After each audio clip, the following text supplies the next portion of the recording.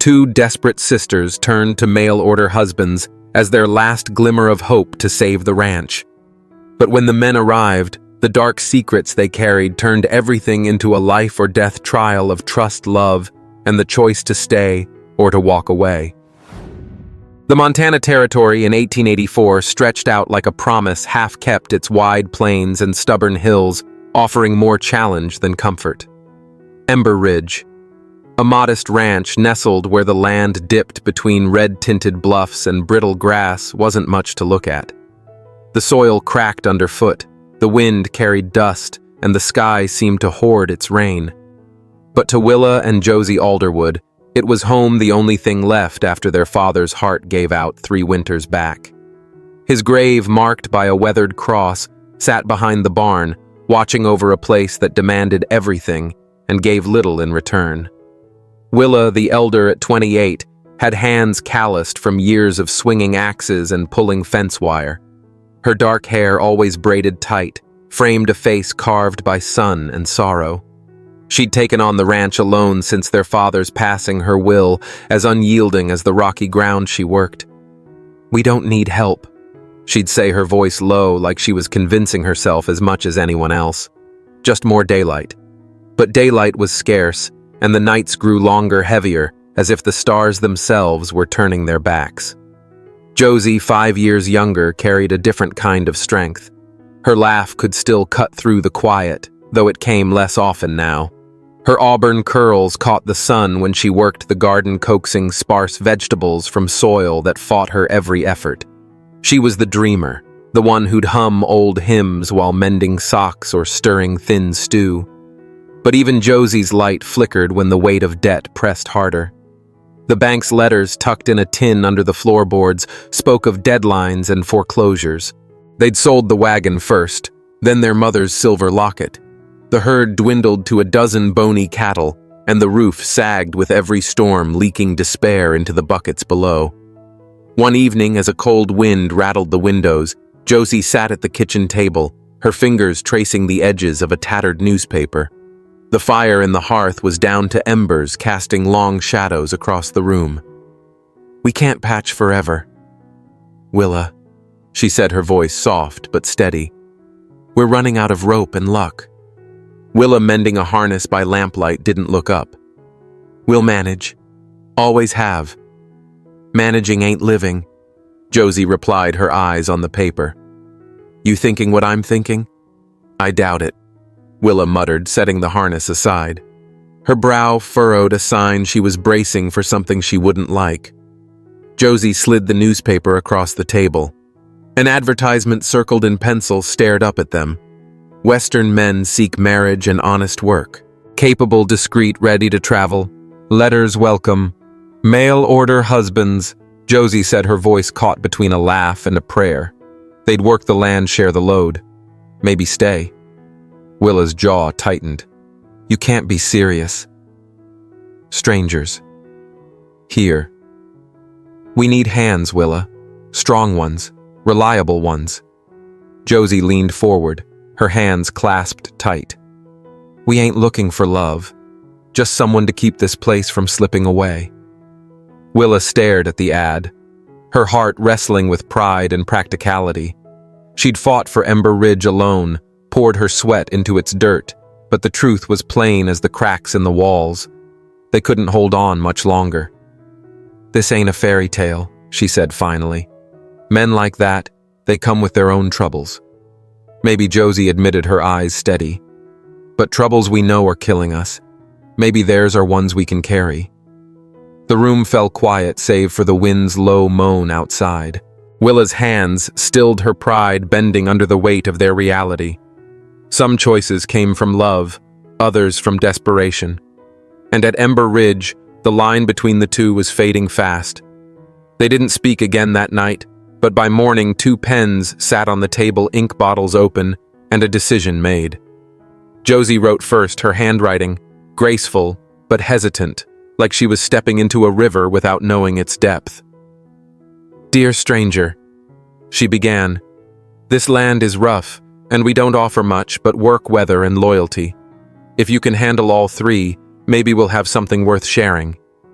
She paused, chewing her lip, wondering if she sounded brave or foolish. The words felt like a gamble, each one carrying the weight of their last hope. Willa sat later alone, the lantern casting shadows across her face. Her letter was short, her words plain as the dirt under her boots. I own a ranch. It needs work. You'll get food, a roof, and the truth. That's more than some can promise. She hesitated, then added, I won't ask for more than I'd give myself. No flourish, no dreams, just a contract raw and real like the life she led. They rode into town the next day, the wind biting at their scarves, the road half frozen under the horses' hooves. The postmaster, a grizzled man with a limp, took the envelopes without a word, just a nod that held more understanding than they wanted. You gals sure about this? He asked as he stamped them. No, Josie said, her honesty sharp as the cold. But we're out of options. The days that followed were heavy with waiting. Willa rebuilt the water trough, her hammer's rhythm steady, but her mind uneasy. Josie stitched their winter coats, her needle moving slower each night. Meals were bread and beans, the portions smaller, the silence louder. Every few days, one of them rode to town, checking the post office for a reply, hoping for something to shift the weight on their shoulders. Each evening they sat by the fire, wondering if hope had a return address, or if they'd pinned their future to a dream as brittle as the land itself. Snow dusted the ground the morning the letters arrived, the first flakes of winter settling like a warning. Willa and Josie rode into town, their breath fogging in the air, their coats patched but warm. The post office was a small shack, its counter cluttered with parcels and dust. Behind it, the postmaster slid 2 envelopes toward them, one in strong, blocky handwriting, the other in a curving script that seemed to promise a story. They didn't open them there. Josie clutched hers, her fingers tight around the paper, while Willa tucked hers into her coat, her face unreadable. Back at Ember Ridge, they stood on the porch, the envelopes heavy in their hands. The wind tugged at the loose gate, its creak the only sound. You gonna read yours? Josie asked, her voice low, like she was afraid to break the moment. Willa didn't answer, just handed Josie her letter and went inside. By the fire, they sat, the envelopes unopened between them. Josie broke the silence first, tearing hers open with trembling fingers. The words were kind but plain, from a man named Jack, promising hard work and a willingness to try. Willa's letter, from a man called Colt, was shorter, his words steady like they'd been measured out with care. I've worked land before. I'll do what's needed. If you're honest, I'll stay. They didn't speak much that night, just sat with the letters, the fire's glow flickering across their faces. The words were promises, but promises were thin as the ice on the creek. Still, they held them close, like they might hold a future they couldn't yet see. The train came a week later, its whistle sharp against the quiet of the small station. The platform was little more than wood planks, and a bent sign, the bench creaking under the wind's weight. Willa and Josie stood side by side, their shoulders squared, their hearts holding still. The train hissed to a stop, and 2 men stepped off their boots, crunching on the frost. The first was Colt, broad-shouldered, his face shadowed by a hat pulled low. He moved like a man used to carrying weight, his eyes steady as they met Willa's. Willa, he asked, his voice low, rough from dust or time. That's me, she said, her tone even. You're here to work, and stay if I'm wanted, he replied, his gaze not wavering. She nodded once, no smile, just a flicker of acknowledgement. The second man, Jack, was lighter on his feet, his boots polished, his smile quick. Josie, he asked, tipping his hat. You're braver in person. You haven't seen me with a pitchfork yet, Josie said, her arms folded, her eyes narrowing at his clean boots. You ever worked a ranch? Look forward to learning, Jack said, his grin unshaken. If you'll teach me. Josie didn't laugh, but her lips twitched just enough to betray her. There was no fanfare, no warm welcome, just a ride back to Ember Ridge, the wagon rattling over frozen ruts. At the house, they set 2 extra plates, made 2 beds in the bunkhouse, and watched every move with eyes that had learned to trust slowly. Colt started the next morning, his hammer striking posts into the west fence with a rhythm that needed no direction. Willa watched from a distance, her hands busy with a shovel, but her mind on him. "You've done this before," she said, not a question.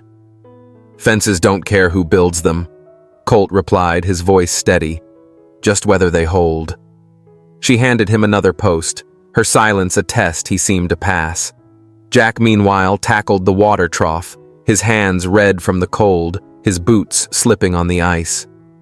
"You want help?" Josie asked, her tone sharp but not unkind. "That obvious," Jack said, wincing as he shook out his hands. "I've worked just not like this.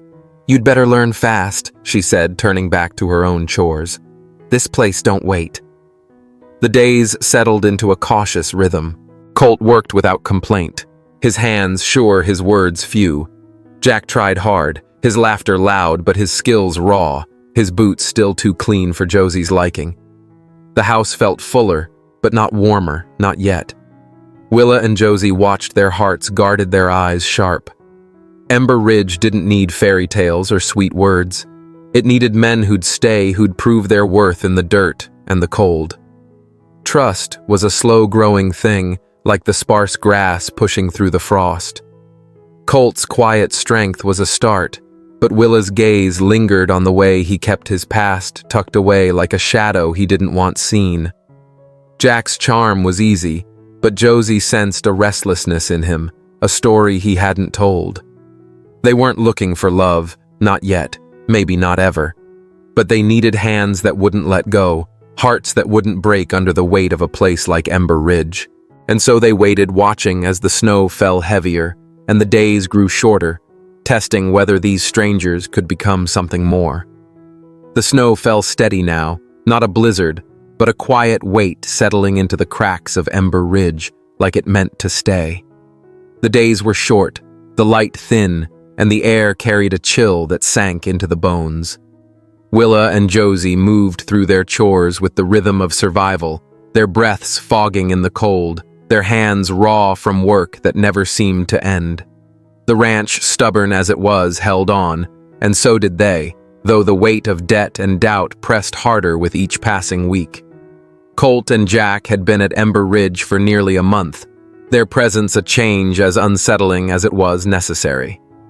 The west fence stood stronger now thanks to Colt's steady hands, and Jack's efforts, clumsy as they were, had kept the water trough from freezing solid.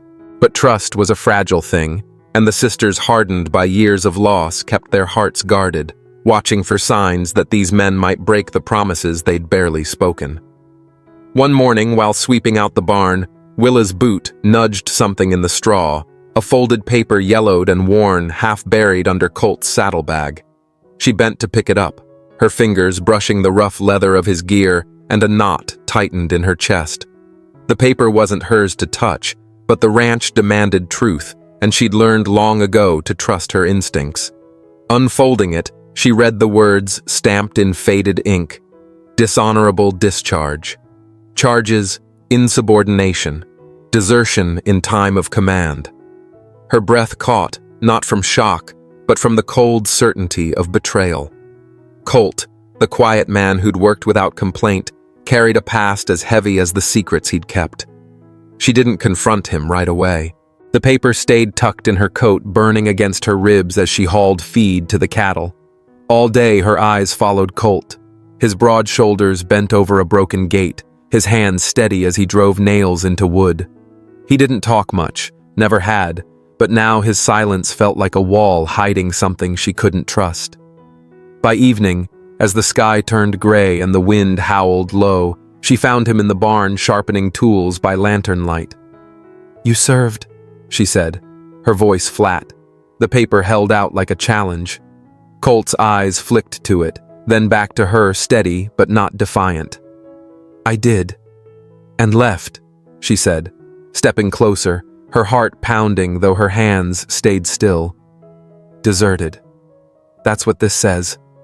He set the whetstone down, his movements slow, deliberate. "I left the war, not the men, Orders came to do things that broke what was left of me. I couldn't stay and call it honor. Willa's jaw tightened, her mind wrestling with his words. She'd started to trust him the way he worked without needing orders, the way he looked at the land like it was worth saving. But this paper, this truth, was a crack in that trust. "You're here asking to stay with that in your bag?" she asked, her voice low, sharp. "I'm not asking for anything," Colt said, his gaze unwavering. "I just want to build something right for once. Here. With you." She looked at him, his face lit by the lantern's glow, his eyes holding no excuses, only a quiet plea. Her anger flared, but beneath it was something else, something that recognized the weight he carried the same way she carried hers. "Fix the north fence by morning," she said finally, folding the paper and handing it back. "Then we'll see where we stand." Colt nodded. No argument, no defense, just a single dip of his head before he turned to gather his tools. Willa watched him go, her heart caught between the sting of his past and the flicker of belief that he might still be worth trusting. The snow fell harder as he stepped into the dark, his shadow swallowed by the cold. Across the yard, Josie was wrestling with her own doubts. She'd gone to town for feed and nails, her scarf tight against the wind, when the postmaster handed her a letter addressed to Jack. It wasn't hers to open, but its presence gnawed at her, a reminder that Jack's easy smile and quick laugh hid something he hadn't shared. That night at supper, she slid the letter across the table, her eyes steady on his. "This came for you," she said, her voice calm but firm. Jack's smile faded as he took it, his fingers tracing the familiar handwriting. "It's from my sister," he said after a long pause. "She's got 2 kids, no husband. Winter's hitting hard back home." Josie's fork stilled, her heart sinking like a stone in the creek. "She wants you to go back," she said. Not a question. Jack looked down, folding the letter without opening it. "I told her I'd think on it." "You already thought on it, didn't you?" Josie asked, her voice soft but cutting. "I'm not her Jack. I'm not your sister needing you to save her. But I'm here, and I thought maybe you were too." He met her eyes, his charm gone, replaced by something raw, uncertain. "I came here to start something new, Josie. But she needs me. She always has. And I don't—" She asked, her words barely above a whisper, carrying the weight of every hope she'd dared to let grow. Jack didn't answer right away, just looked at her, his hands restless on the table. "You do," he said finally. "But I don't know if I can be 2 things at once." The air in the house changed after that, heavy with truths unspoken and choices unmade.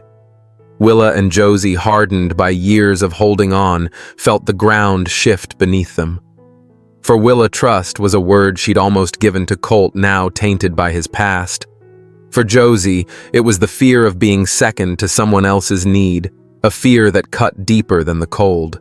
The men stayed, their boots still in the yard, their hands still working, but the sisters watched closer now, waiting to see if promises could outlast secrets. The snow fell thicker now, a steady curtain that muffled the world and turned Ember Ridge into a place of quiet waiting. The days grew colder, the work harder, but the rhythm of the ranch held firm fences, mended firewood, stacked cattle fed. Colt and Jack moved through their tasks, their presence a constant, even as the sisters wrestled with doubts that lingered like frost on the windows. Josie worked in the barn, her hands busy with a pitchfork, her mind on Jack's letter. She'd always been the one to find light in the dark, to laugh when the world pressed hard, but now her heart felt heavy, caught between hope and the sting of his indecision. She didn't need rescuing, never had, but she'd let herself believe Jack might be someone who'd stay not just for the work, but for her. His words from the night before echoed in her mind. "I don't know if I can be 2 things at once." They cut deeper than she'd let on, and she stabbed the hay with more force than needed, her breath fogging in the cold air. Jack found her there, his hat in hand, his boots crusted with snow. He stood in the doorway, the lantern light catching the uncertainty in his eyes. "Josie," he said, his voice softer than usual. I need to talk. She didn't stop working, her movements sharp, deliberate. You already talked? She said, her tone even but laced with hurt. You said your sister needs you. So what's left to say? He stepped closer, his hands restless like he was searching for the right words. I came here looking for a new start, a place to build something. But my sister, she's alone. Josie, 2 kids, no money, winter coming on fast. I thought about going back, thought it was my duty. Josie set the pitchfork down, her hands on her hips, her eyes meeting his. You already chose, didn't you? She asked, her voice steady but raw. I'm not some second choice, Jack. I'm not someone you settle for because you can't go home. He shook his head, his face open, unguarded. I wrote her back this morning, told her I'd send money when I could help how I can from here. But I'm staying, Josie, here, with you. Because this, he gestured to the barn, the ranch, this is where I want to be. She studied him, her heart caught between doubt and the flicker of hope his words stirred. Took you long enough, she said finally, her voice softer now but not weak. You sure about this? No, he admitted, a half smile breaking through. But I want to find out. With you. Josie didn't smile back. Not yet. She nodded, slow and deliberate. Then help me stack these feed bales, she said, turning back to her work. I ain't doing it alone. Jack stepped beside her, his shoulder brushing hers as he lifted a bale, no hesitation in his hands. The barn was quiet save for the creak of wood and the soft thud of hay, but something shifted in the air, a promise fragile but real, taking root in the cold. Across the yard, Willa walked the north fence line, her boots crunching through the snow. Colt had worked through the night just as she'd asked, his hammer's echo carrying into the dark. The fence stood solid now, its posts straight, its wire taut, a testament to his effort. She found him at the far end, his coat dusted with snow, his hands raw from the cold. He didn't look up as she approached, just kept checking the posts, his breath visible in the morning air. You ever plan on running again? She asked, her voice low, her eyes on his hands, not his face. Not unless you tell me to, Colt said, his tone steady, his gaze meeting hers. I'm here because I want to be, not because I'm running from something else. She studied him, the lines of his face, the weight in his eyes. The paper she'd found still lingered in her mind, its words a shadow she couldn't fully shake. But his work, his quiet presence, the way he looked at the land like it was worth fighting for, spoke louder. You still carry that paper? She asked, her voice softer now, testing. Every day, he said, patting his coat pocket. But it don't define me. Not anymore. Willa nodded, her breath catching in the cold. Maybe it's time you stop letting it, she said, her words careful but firm. Show me who you are now, Colt. That's what matters. He looked at her, his eyes steady, a flicker of something like hope breaking through. That's why I'm here, he said, his voice low, sure. She didn't answer, just turned back toward the house, her boots leaving tracks in the snow. The fence stood firm behind her, and for the first time she let herself believe that maybe, just maybe, Colt could too. That night, the sisters sat on the porch, swing their shoulders close, the silence between them heavy but not unkind. The lantern in the barn still burned its light, spilling across the yard where Colt and Jack worked late, their shadows moving steady, unhurried. You think we were foolish? Josie asked, her voice quiet, her eyes on the stars peeking through the clouds. I think we were desperate, Willa said, her tone soft but honest. And brave. Sometimes those mix together. You think they'll stay? Josie asked, her hands folded tight in her lap. Willa glanced toward the barn, the light steady, the men still there. I think they're starting to understand what staying means, she said, her voice carrying a weight she hadn't named yet. The snow kept falling, blanketing Ember Ridge in a quiet that felt less like a threat and more like a pause. The ranch held on, and so did they, their hearts thawing just enough to let hope take root, fragile but stubborn, like the grass pushing through the frost. Winter tightened its grip on Ember Ridge, the snow piling high against the barn, the wind whistling through the cracks in the old house. But something had shifted in the air, subtle, as the first green shoot breaking through frost. The ranch, once a place of struggle and scarcity, began to feel alive again, not with grand promises, but with the quiet steadiness of days that ended with full bellies and a fire that didn't sputter out. The fences stood taller, the firewood stack grew, and laughter, rare as it had been, found its way into the evenings, carried on Josie's quick wit or Jack's easy grin. Willa moved through her chores with the same determination, her hands steady as she repaired a gate or fed the cattle, but her eyes lingered longer on Colt. He worked without pause, his broad frame a constant in the yard, his hammer striking nails with a rhythm that matched the pulse of the ranch.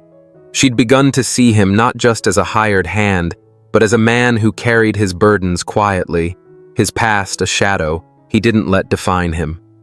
One morning, as they walked the ridge to check the herd, the snow crunching under their boots, she broke the silence. "You still carrying that paper?" she asked, her voice low, her breath fogging in the cold. Colt stopped, his hand brushing the pocket of his coat before he met her eyes. "Buried it," he said, his tone steady but soft. "Last week behind the barn. Ain't no use holding on to it."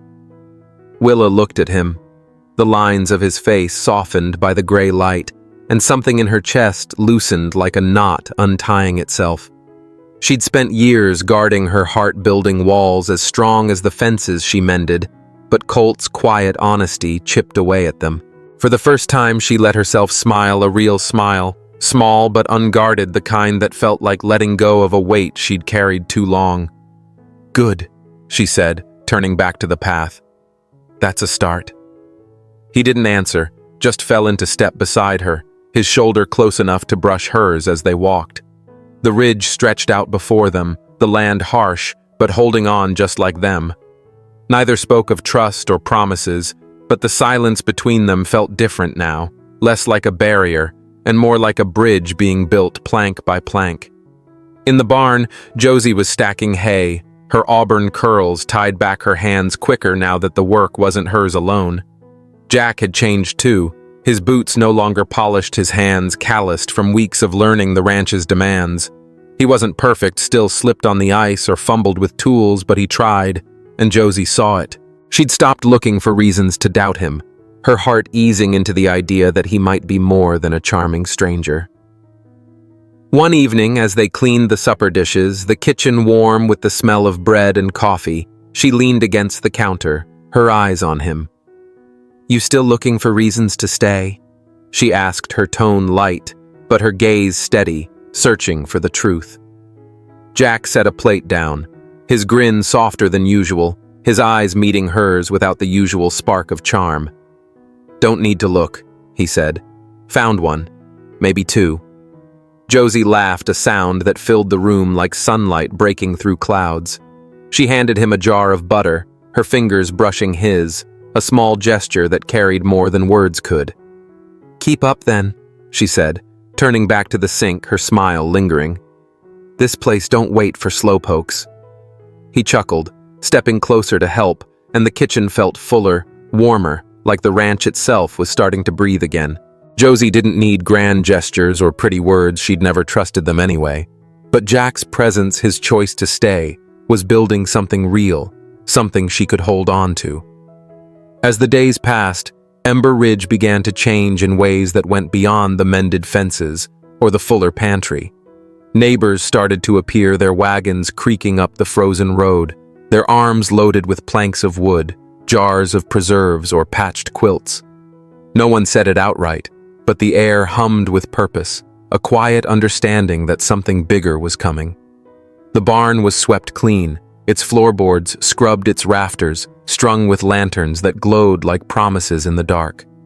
Pies were baked, their cinnamon scent drifting through the house, and old floorboards were hauled in to build a makeshift dance floor. The sisters didn't name it, didn't speak of weddings or vows, but their hands worked alongside the neighbors, their hearts daring to hope that Ember Ridge might hold more than just survival.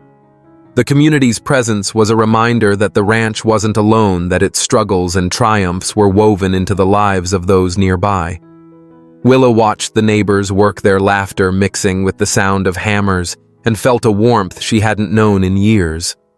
Josie, tying pine boughs to the barn's stall gates, caught her sister's eye and grinned a silent acknowledgement that they'd come further than either had expected. The men, too, joined the effort, Colt hauling wood with the steady rhythm of a man who knew his place, Jack joking with the neighbors but working just as hard.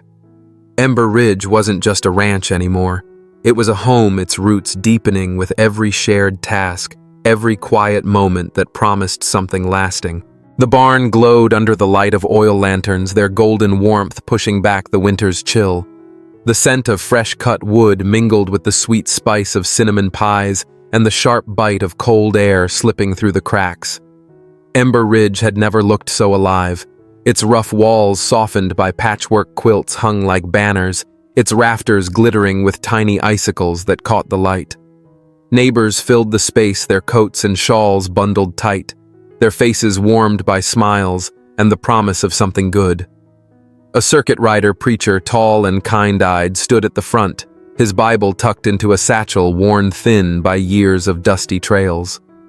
Willa walked slowly down the cleared aisle, her dress simple, a soft gray that matched the winter sky, a sprig of dried lavender pinned to her collar. Her braid was looser today, her face open in a way it hadn't been in years. Colt waited at the front, his boots polished, his dark coat brushed clean, his eyes steady as they met hers. The preacher's voice was gentle but clear, cutting through the murmurs of the crowd. "Willa, do you take this man to walk beside you through hard seasons? And good I do," she said, her voice firm, carrying the weight of every choice that had brought her here. Her hand rested in Colt's, his grip warm, steady, a promise she could feel. "Colt, do you take this woman to stand with you? Come storm or sun?" The preacher asked, his eyes kind but searching. "I do," Colt said, his voice low, his fingers tightening around hers. He leaned down, his kiss slow and reverent, his forehead resting against hers for a moment, as if sealing something unspoken. The crowd clapped softly, their breath fogging in the cold, their smiles a quiet blessing. Then it was Josie's turn. She stepped forward, her dress a soft green that caught the lantern light, her auburn curls spilling loose, her laughter bubbling up despite her nerves. Jack met her halfway down the aisle, his grin wide, his eyes bright with a joy that made the barn feel warmer. The preacher smiled, his voice lighter now. "Josie, do you take this man, come dust or snow, only if he promises not to outdance me?" She said, her words loud enough to draw chuckles from the crowd. Her eyes sparkled, her smile daring Jack to match her. "Jack, do you take this woman come sunrise or storm?" The preacher asked, his tone warm. "With everything I have," Jack said, his voice steady, his gaze locked on hers. Their kiss was quick, light, but full of promise, and when he dipped her back just a little, the barn erupted in laughter, the sound echoing off the rafters. The music started, a fiddle striking up from the corner, its notes sharp and lively against the winter's quiet. Boots thudded on the makeshift dance floor, tables groaned under the weight of bread, roasted meats and pies baked by hands that knew hardship but shared joy. Willa and Colt danced slowly, their steps, careful at first, like they were learning each other all over again. Josie and Jack spun and laughed, stumbling into chairs, their joy spilling over like the cider passed from hand to hand. Neighbors clapped shoulders, told stories of long winters and hard-won summers, their voices weaving a tapestry of community that wrapped Ember Ridge tight. Outside, the cottonwood tree bent under the wind, its branches heavy with snow, but inside the barn was a world of its own, warm and alive. The sisters stood together for a moment, their shoulders brushing, watching the crowd. "This ain't a fairy tale," Willa said quietly, her eyes on Colt as he talked with a neighbor, his face softer than she'd ever seen.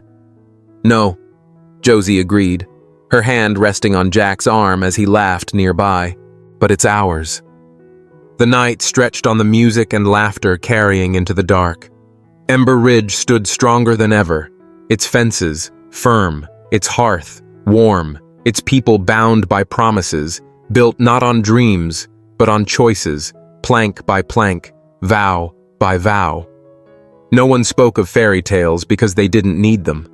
What they had was real, a love carved from courage, trust, earned through time, and a commitment to stay, no matter what the seasons brought. As the snow fell outside, the warmth inside was enough to carry them through the winter, and maybe all the winters to come. You know, friends, after walking through this whole story together, I feel it's more than just a Western romance set in the harsh Montana winters. Mail-order husbands arrived for two sisters to save their ranch is really a tale about resilience, trust, and the courage it takes to stay when leaving might be easier. What struck me most was how Willa and Josie weren't looking for fairy tales, they were fighting for survival. And yet through desperation, they discovered something deeper, love built on hard work, honesty, and the willingness to stand by each other despite flaws and heavy pasts. Colt's journey showed us that people are not defined by their mistakes, but by what they choose to do next. He carried shame and regret, but he also carried determination to rebuild his life. Willa, guarded by years of struggle, finally allowed herself to trust again, and in that trust, she found strength, not weakness. On the other side, Jack's indecision reminded us that real commitment is not about being perfect, but about making the choice to stay and grow roots, even when responsibility pulls us in other directions.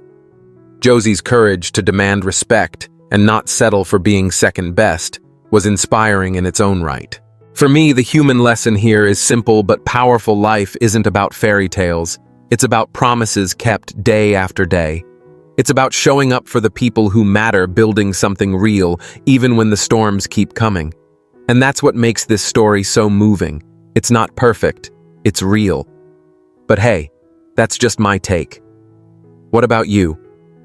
What part of this story touched you the most? The resilience, the forgiveness, or the quiet power of choosing to stay? Share your thoughts in the comments. I'd love to hear them.